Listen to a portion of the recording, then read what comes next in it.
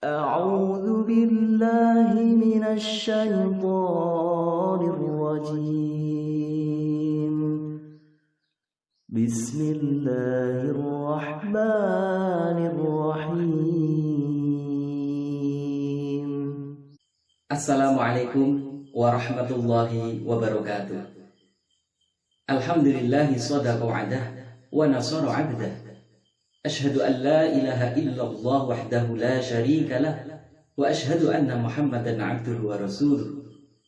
Allahumma salli wa sallim wa barik ala sayyidina Muhammad ibn Abdillah wa ala alihi wa sahbihi wa mawala. Amma ba'da. Saudaraku rahimakumullah, seperti halnya tanaman, jika kita ingin mendapatkan hasil dan panenan yang bagus, yang banyak dan berlimpah, maka tentu kita perlu tahu dan mengerti bagaimana cara menanam yang baik dan benar. Maka begitu pula dengan infak atau sedekah yang kita tanam alias kita berikan. Jika kita ingin memperoleh hasil dan pahala yang berlipat ganda, maka kita perlu mengetahui caranya. Perhatikan firman Allah ini. Mathalul ladzina yunfiquna amwalahum fi sabilillahi kamathali habbatin ambatat sab'a sanabila fi kulli sumbulatin mi'atu habbah wallahu yudha'ifu liman yasha' wallahu wasi'un 'alim.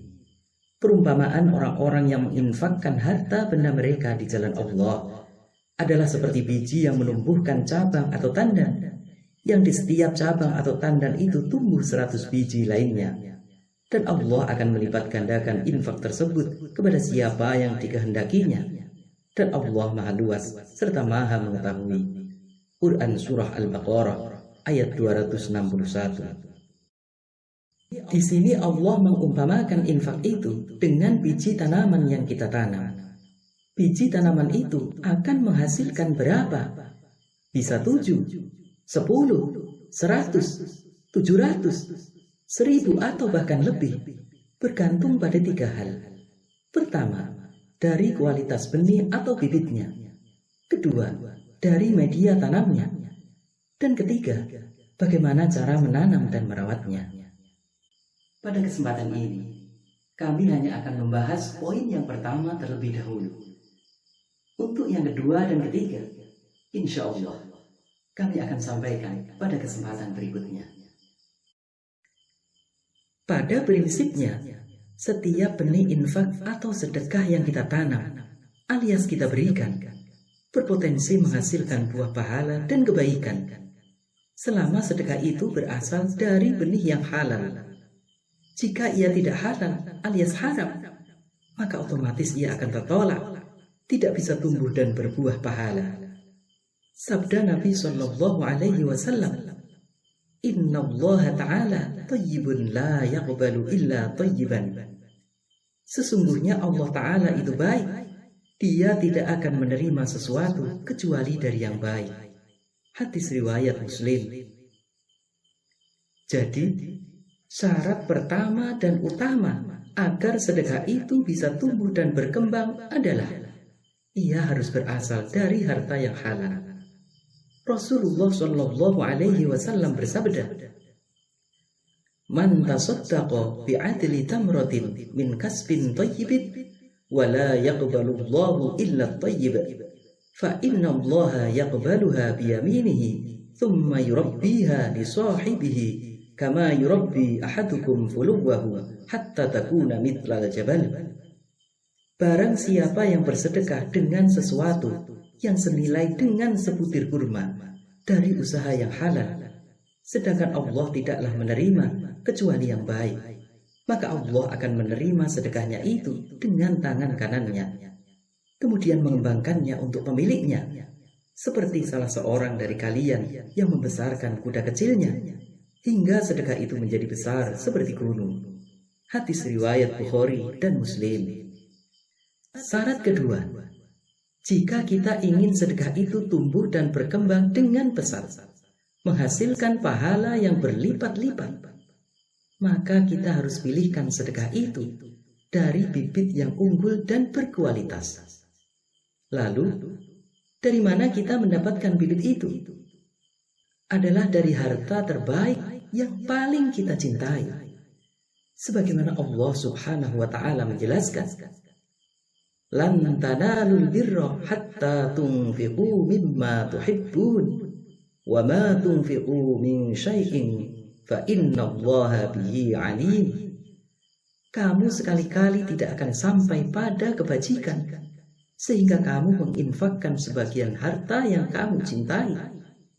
Dan apa saja yang kamu infakkan, maka sesungguhnya Allah mengetahuinya. Quran Surah Ali Imran ayat 92. Apa kriteria harta terbaik yang paling baik untuk disedekahkan? Ada 4 tandanya.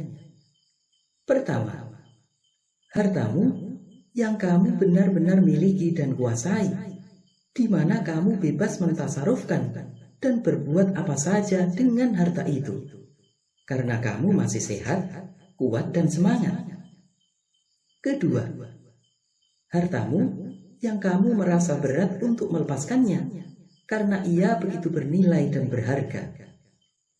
Ketiga, hartamu yang kamu takut jatuh miskin saat kamu kehilangannya.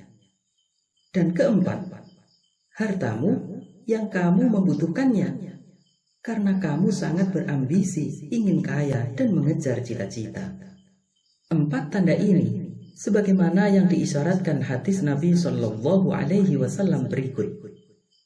Dari Abu Hurairah radhiyallahu anhu, ia berkata, ada seseorang yang menemui Nabi Shallallahu Alaihi Wasallam, lalu ia bertanya, "Wahai Rasulullah, sedekah mana yang paling besar pahalanya?" Maka beliau menjawab, "Anta saddaqa wa anta sahihun syahihun takhshal faqra wa ta'dulul ghina." Yakni kamu bersedekah pada saat kamu sehat, kamu berat melepaskannya, kamu khawatir miskin, dan kamu berangan-angan menjadi kaya. Hadis riwayat Bukhari dan Muslim. Jadi, sedekah yang paling besar pahalanya adalah sedekah dari harta yang paling besar nilainya. Sekali lagi, yang paling besar nilainya. Dan yang paling besar nilainya itu belum tentu yang paling besar jumlahnya. Sebab kadang ada sesuatu yang kecil dan sedikit, tapi besar dan tinggi nilainya bagi yang bersedekah. Sebaliknya, ada sesuatu yang besar dan banyak, tapi kecil dan rendah nilainya bagi yang bersedekah. Maka, yang terbaik itu adalah yang paling besar dan paling tinggi nilainya. Perhatikan keterangan hadis Nabi Shallallahu Alaihi Wasallam berikut ini. Sabaqa dirhamun mi'ata alfi dirhamin. Qalu, wa kaifa ya Rasulullah? Qala, kana li rajulin dirhamani tasaddaqa bi ahadihima. Wantalaqa rajulun ila ardi malihi fa akhadha minhu mi'ata alfi dirhamin fatasaddaqa biha. 1 dirham bisa mengungguli 100.000 dirham. Sahabat bertanya, bagaimana itu bisa terjadi, wahai Rasulullah? Beliau menjawab, ada seseorang punya 2 dirham, lalu ia mengambil 1 dirham untuk disedekahkan. Dan seseorang lagi pergi menuju harta bendanya yang berlimpah, lalu ia mengambil dari hartanya itu 100.000 dirham untuk disedekahkan. Hadis riwayat Nasai dan Imam Ahmad.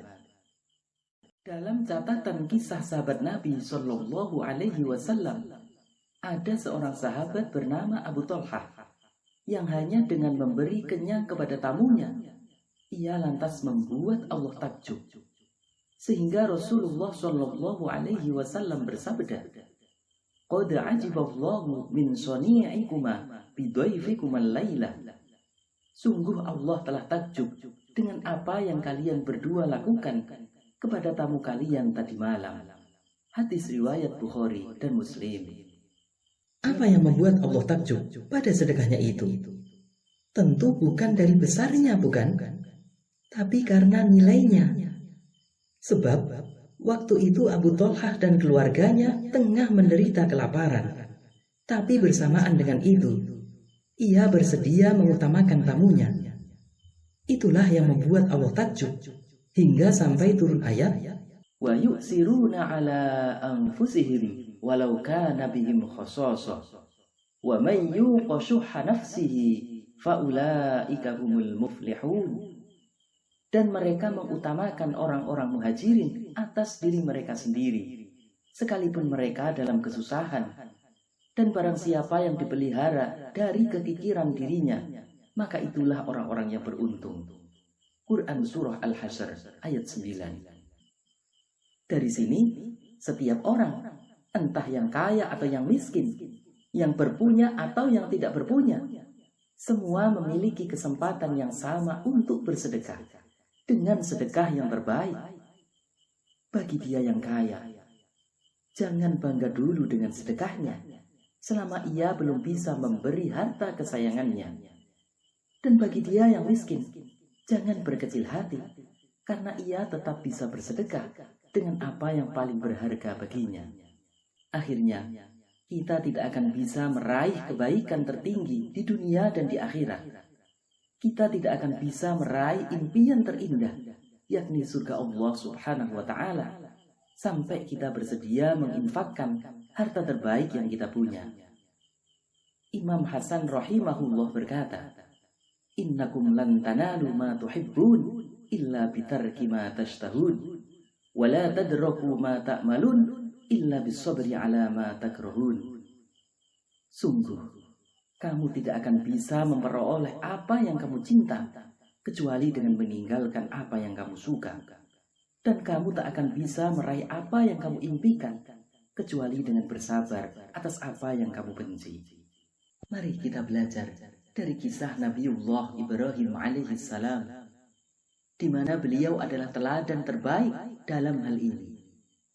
Beliau rela memberikan apa yang sangat dicintainya, yang sangat berharga baginya, yakni anaknya, buah hatinya, demi untuk mendapatkan ridho Allah dan mengutamakan cintanya. Atas pengorbanannya yang luar biasa itu, Allah lalu memberinya kebaikan, keberkahan, dan rezeki yang besar di dunia dan di akhirat. Beliau tak hanya digelari Khalilullah, kekasih Allah, tapi beliau juga dikenal sebagai Abul Anbiya, yakni bapaknya para nabi Allah, di mana kebanyakan para nabi dan rasul Allah berasal dari keturunan beliau, hingga penghulu dan pimpinan para nabi, yakni Nabi kita Muhammad Sallallahu Alaihi Wasallam. Semoga Allah memberi kita hidayah kepada kebaikan yang mengantarkan diri kita kepada kebahagiaan surganya. Nas'alullah lana wa lakumul hidayah ila tariqil jannah. Wallahu a'lamu bisawab. Al-'afwu minkum. Wassalamu alaikum warahmatullahi wabarakatuh.